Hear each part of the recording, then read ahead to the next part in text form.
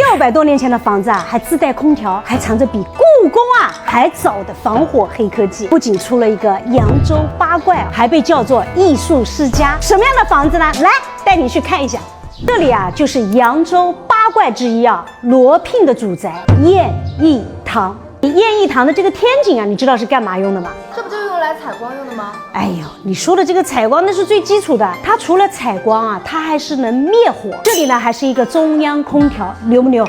我跟你说啊，宴逸堂的主人啊，扬州八怪之一叫罗聘，这个人牛得不得了哎。他呢在清代的艺术圈里面堪称六边形战士。乖乖，这个罗聘啊牛得很哎。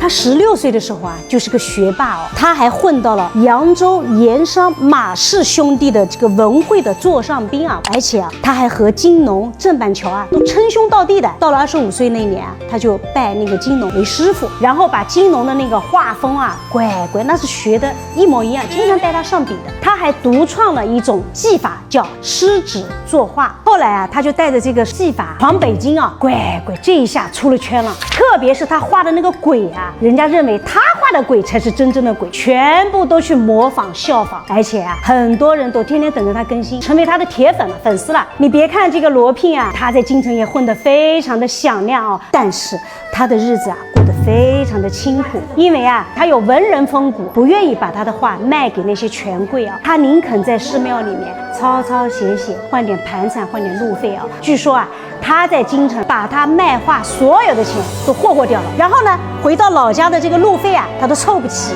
还是靠朋友啊把他拼凑就资助他，然后呢回来了。他真正算得上，我虽然穷，但我穷了硬气。我们徽州的房子不是粉墙黛瓦马头墙吗？如果他告诉你有马头墙的房子是500、600年的，我跟你说那都是扯淡哦。因为啊，有马头墙的房子是清代的房子，我们500、600年前的房子都是明代的房子。你看上面一个人，下面一个窗户啊，就是家和万事兴。